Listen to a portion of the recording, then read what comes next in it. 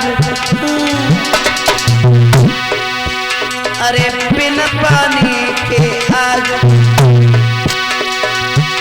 जाती राजा की जिंदगानी बिन पानी के आज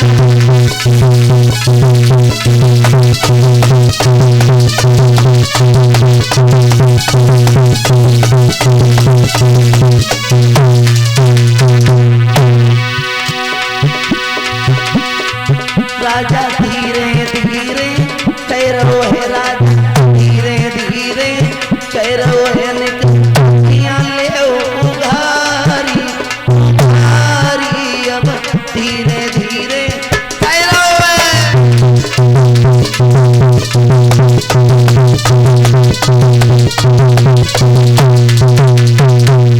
मेरे भैया आवाज लगाते रहे लेकिन वो संत भगवान के ध्यान में लीन थे। और माताओं एक बात का ध्यान रखना, एक समय में आप अपने ध्यान को एक ही जगह लगा सकते हो, या तो लगाओ भोजन में और या लगाओ भजन में। संत तो भजन में लीन है। जब कोई आवाज नहीं दी तो राजा को क्रोध आ गया। वहीं पर एक मरा हुआ सर्प पड़ा हुआ था भक्तों, तो राजा ने तर्क से बाण निकाला और उस सर्प को उठाया और जो लोमशर्षि भजन कर रहे थे उनकी गर्दन में सर्प को डाल दिया। महाराज परीक्षित वहां से लौट करके अपने घर पे आए और जैसे मुकुट को उतार करके सर से नीचे रखा, आत्माएं पाप पाप चिल्लाने लगी। ओरे राजा तूने अच्छा नहीं किया, तूने एक संत का अपमान कर दिया। क्योंकि परीक्षित बहुत अच्छे राजा थे, धर्मात्मा राजा थे। और इधर उन्हीं लोमश ऋषि के एक बेटा थे जिनका नाम था श्रृंगी ऋषि। श्रृंगी ऋषि को यह मालूम पड़ा है कि वो हस्तिनापुर का सम्राट राजा परीक्षित हमारे पिता की गर्दन में मरा हुआ सर्प डाल करके चल गया।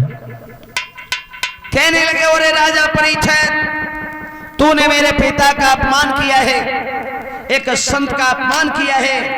जा मैं तुझे श्राप दे रहा हूं कि यही सर्प 7वें रोज जिंदा बन करके तुझे डसेगा।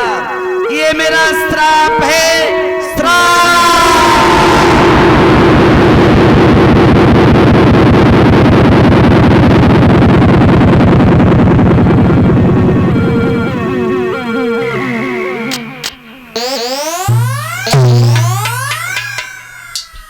जैसे ही भक्तों ये श्राप दिया है और एक बात कही है श्रृंगी ऋषि ने, ओरे राजा तूने धन के मद में आकर के एक संत का अपमान कर दिया, एक साधु का तिरस्कार कर दिया, तूने अच्छा नहीं किया।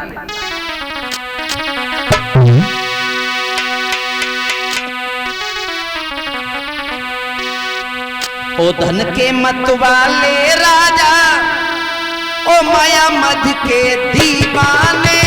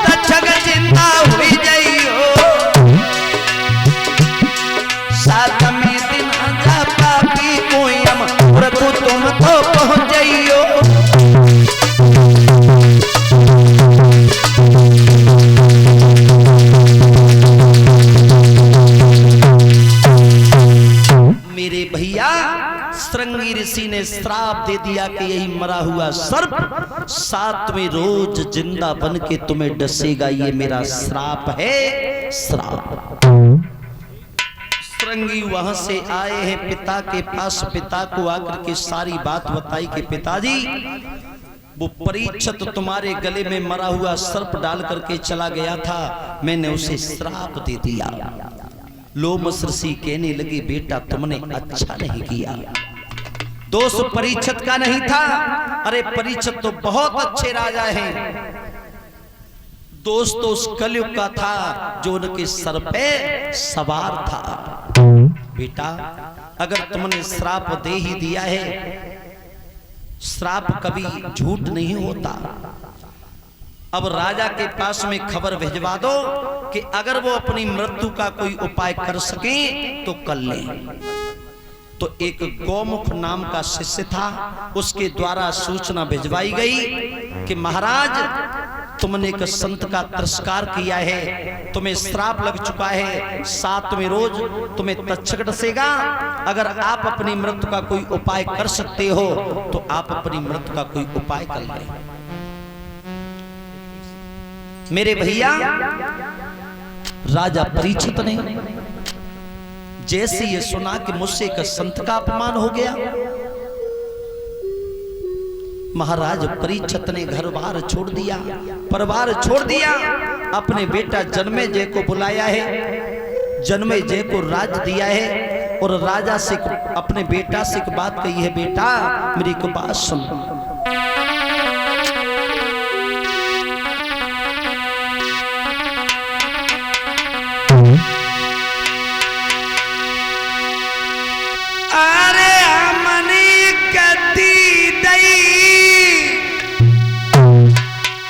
तुम्हारी भई सकल राजधानी,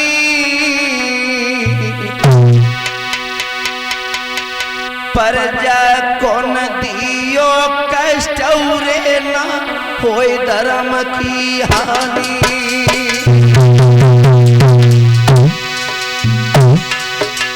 पिता आज से राजा हम नहीं बल्कि राजा तुम बन गए। मेरे लाल एक बात का ध्यान रखना, राजा का ये कर्तव्य होता है कि प्रजा को पुत्र के समान समझे, प्रजा को पुत्र के समान पाले, प्रजा को कभी कष्ट मत देना, कभी दुख मत देना।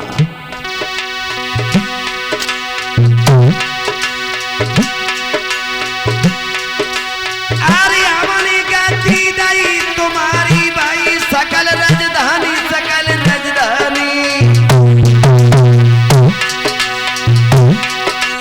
प्रजा को न दियो कष्ट रे ना होई धर्म की हानि।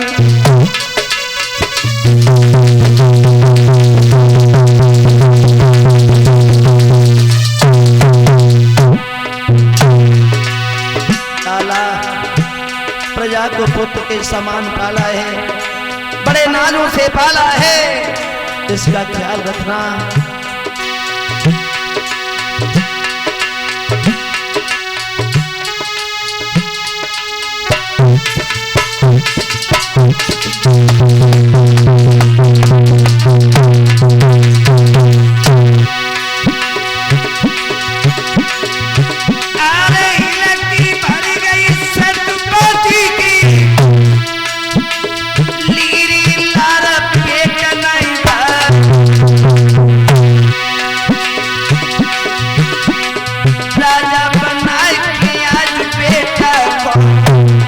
लैया के की सीध लगा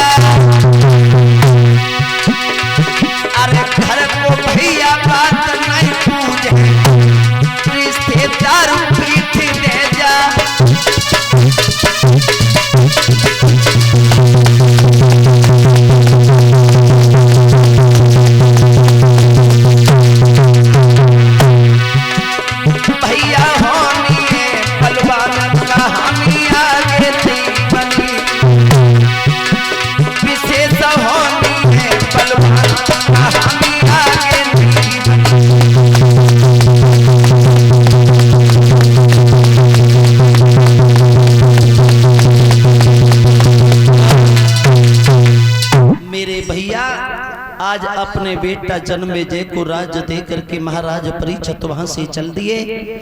संतों के पास जाते हैं, विद्वानों के पास जाते हैं। कोई तो कहता है कि गायों के सिंग सोने से मड़वाओ, ब्राह्मणों को दान करो, छुटकारा मिल जाएगा। कोई कुछ कहता है, कोई कुछ कहता है। अंत में महाराज परीक्षित ये गंगा के किनारे पर गए हैं, जहां पर अनेकों संत आने लगे, चमन, गौतम, वशिष्ठ, दुर्वासा। वहीं पर व्यास जी का आगमन होता है। व्यास जी ने महाराज परीक्षित को किस तरीका से कथा सुनाई, ये आप लोग कल की कथा में श्रवण करेंगे। जहां पे जुआ, ध्यान देखो, कलयुग का कहां वास होता है। अरे जुआरी वहां पे रे तुम जइयो,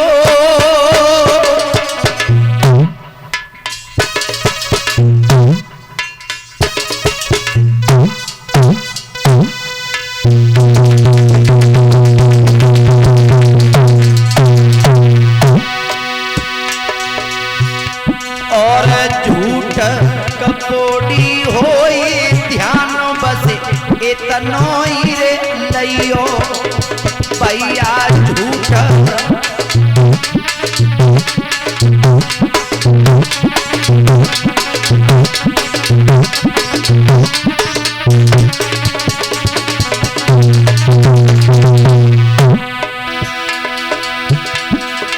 अरे होई जहां पे बेस्या खाना,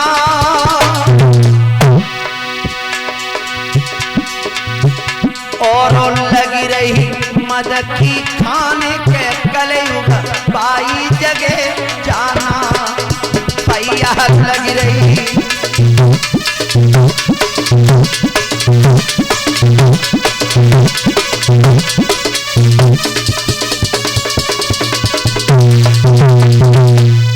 बोले ये जगह अच्छी है, बोले महाराज नेक और अच्छी जगह बताओ। तो बोले सुनो,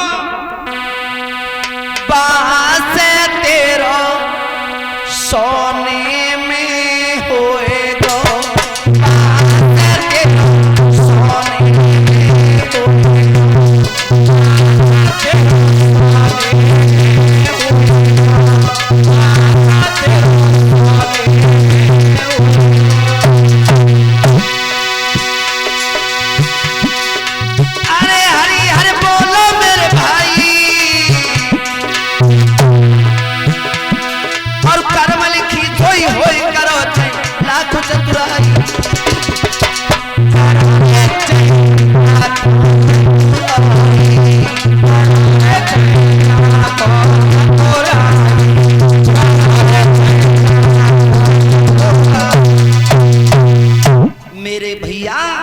कह दिया है कि कलयुग आप सोने में रहोगे, सोने में।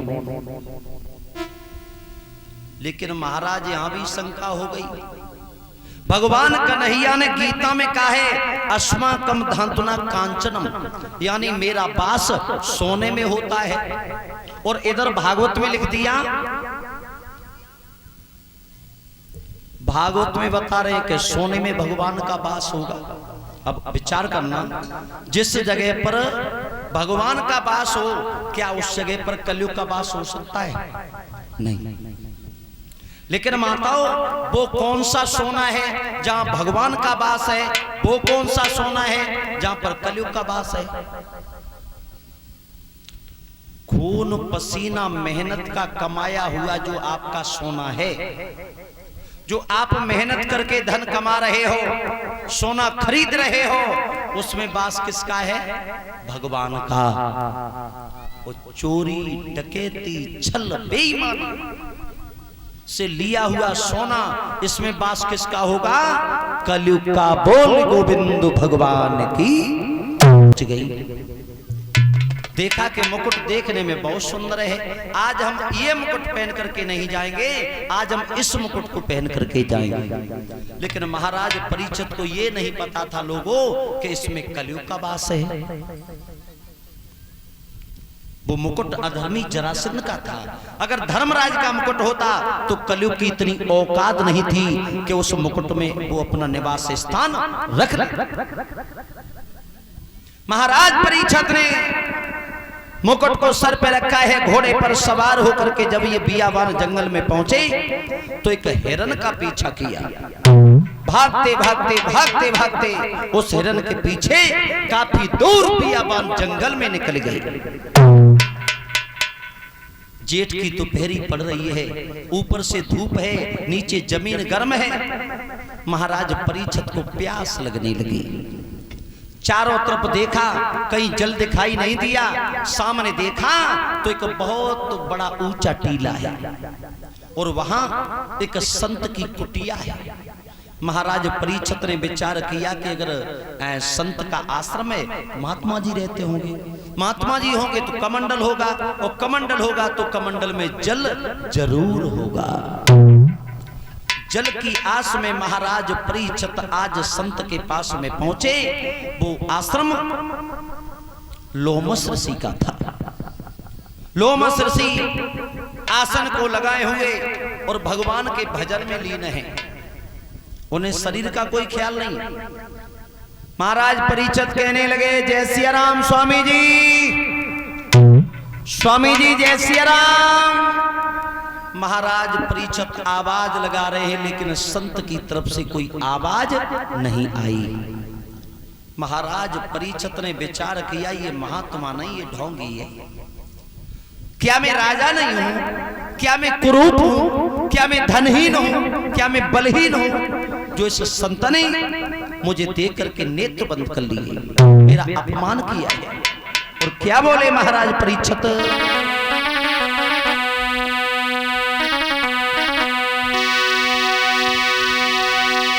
मोई भारी लगी रही प्यास पीबैयो पानी।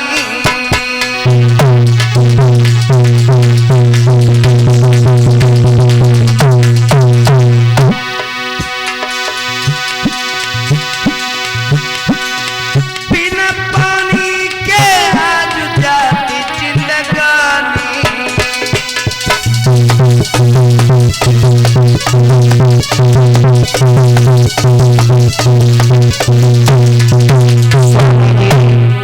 आंखें खोलो, आंखें खोलो।